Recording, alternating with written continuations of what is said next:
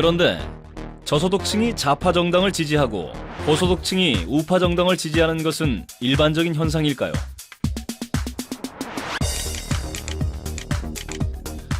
이것은 현재 미국, 영국, 독일의 정당 구조입니다.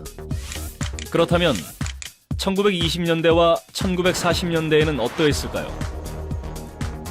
의석수와 지지율은 시대에 따라 차이를 보이지만 정당 구조는 100년 가까이 변함없이 지속되고 있습니다.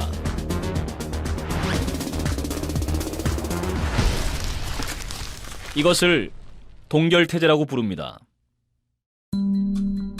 이 이론을 정립한 사람은 립셋과 로칸이라는 정치학자였습니다.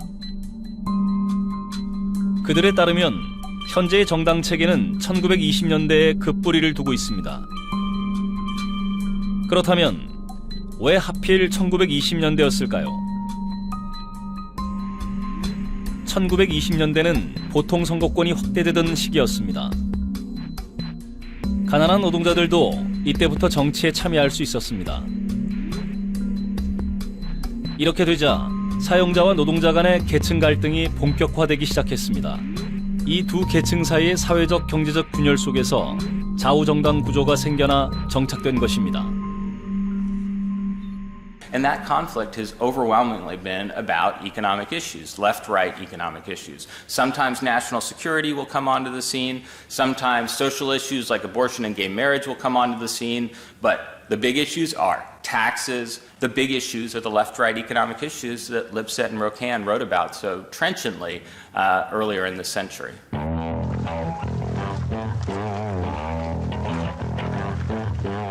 물론 모든 대립이 경제적 문제를 둘러싸고 일어난 것만은 아니었습니다.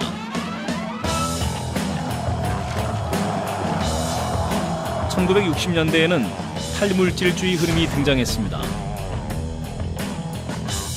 경제적인 가치보다는 반권위, 환경, 개인의 자유 같은 문화적 가치를 중시하는 젊은 유권자층이 이런 흐름을 주도해 나갔습니다. 유럽의 68혁명과 미국의 반전운동 같은 신좌파 운동이 여기에 해당합니다. 이런 탈물질주의 흐름은 유럽에서는 녹색당으로 나타났고 미국에서는 민주당 내에 새로운 진보파를 형성했습니다. 이들은 노동조합과 대립하며 환경 문제, 소수자 인권 문제, 동물 보호에 집중했습니다. Well, there are prominent political scientists and social scientists who've argued that we've entered a post-materialist age where class divisions between working class Americans and upper class Americans no longer exist. That people now are much more concerned about social issues and about quality of life issues than they are about material goods and about inequality. But there's very little evidence to support that in the United States. In fact, the class divisions of the two parties have grown over the last generation. 한때는 최대 15%의 유권자들이 탈물질주의 가치에 반응하기도 했습니다. 하지만 기존 정당들이 새롭게 제기된 이슈를 수용하면서 이런 흐름은 설 자리를 잃었습니다. 탈물질주의 흐름이 독자 정당으로 발전된 곳은 독일뿐이었습니다. 결국 기존의 좌우 정당 구조는 변함없이 지속되고 있는 것입니다.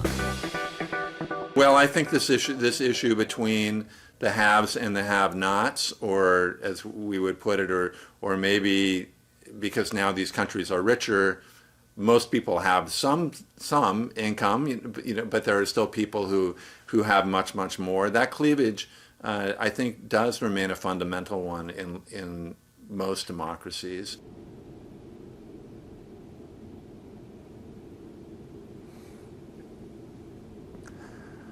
우리는 자본주의 사회에 살고 있습니다. 현대 민주주의도 자본주의 기반으로 움직입니다. 그래서 현대 민주주의의 갈등 중 사회 경제적 균열만큼 크고 지속적인 갈등 요인은 없습니다. 그렇다면 한국의 갈등 구도는 여전히 지역 갈등 그대로일까요? 이를 알아보기 위해 2012년 대통령 선거로 가보겠습니다. 2012년 12월 19일 대한민국에서 18대 대통령 선거가 있었습니다. 역대 선거 중 가장 많은 시민들이 투표를 했던 치열한 선거였습니다. 이 선거에서는 지역구도가 아니라 새로운 정치 갈등이 전면으로 등장했습니다. 바로 세대구도입니다. 대선 당일 8만 명을 대상으로 한 출구조사에서 이런 성향은 극명하게 드러났습니다. 지역별로 살펴보면 대구 경북 지역과 호남 지역에서는 모든 세대별로 비슷한 지지 성향을 보였습니다. 하지만 다른 지역들에선 세대별로 지지 성향 차이가 명확했습니다. 그런데 이들의 투표 성향을 좀 더 자세히 들여다보면 세대별로 완전히 3등분 되어 있다는 것을 알 수 있습니다. 반면 이렇게 나눠진 세 그룹 안에서는 놀랍도록 일치된 투표 성향을 보이고 있습니다. 그 이유는 무엇일까요? 우리나라 노동자들이 직장에서 삶은 최근에 보면 대체로 한 세 가지 시기를 좀 구분할 수가 있을 것 같아요. 하나는 70년대, 80년대에는 상당히 좀 권위주의 시대에 어떻게 보면 상당히 병영적 노동 통제로 표현하듯이 상당히 그 좀 억압적인 분위기 하에서 직장 생활을 했었다 이렇게 보이고요. 첫 번째 시기는 임금 통제와 평생 직장으로 대표되던 권위주의의 시대입니다. 50대 후반 이후의 세대가 이 시기에 직장 생활을 한 사람들이었습니다. 그러다 이제 87년에 보면 6월 항쟁이 있고 그리고 노동자 대투쟁이 있고 하지 않았습니까? 그 당시에 20대가 바로 요즘 흔히 이야기하는 386 세대이기도 하고 그 당시 87년 노동운동을 갖다 좀 주도했던 세대이기도 한데 그때 같은 경우 상당히 이제 사회 전체적으로도 좀 민주화가 되고 그 노동운동도 활성화되고 그 우리 사회의 경제도 좀 성장 갖다 계속하면서 분배 구조도 좀 개선되던 그건 상당히 좀 좋았던 시기였다. 이렇게 봅니다.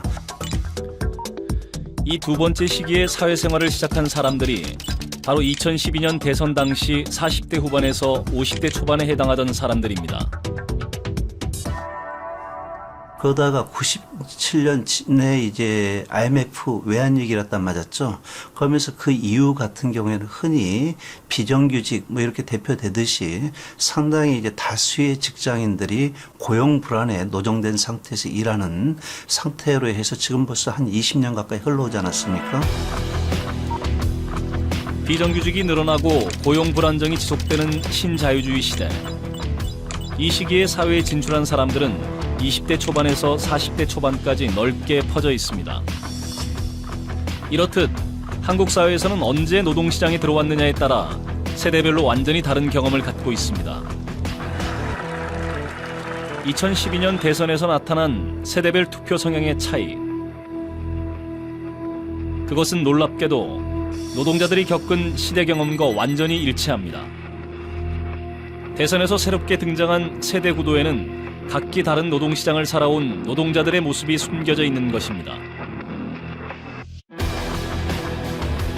2016년 4월에 열린 국회의원 총선거에서도 이런 세대 구도가 두드러졌습니다. 누구도 예상치 못했던 야권의 압승. 그것은 신자유주의 시대를 겪고 있는 유권자가 보내는 경고의 메시지였습니다.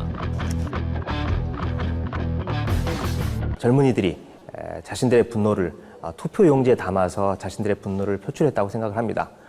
30년 전에는 주로 이제 정치적 민주화를 요구하면서 돌멩이를 들었던 반면에 지금은 경제적 민주화를 위해서 젊은이들이 투표장으로 몰려갔고 분노를 표출했다 이렇게 말할 수 있겠습니다.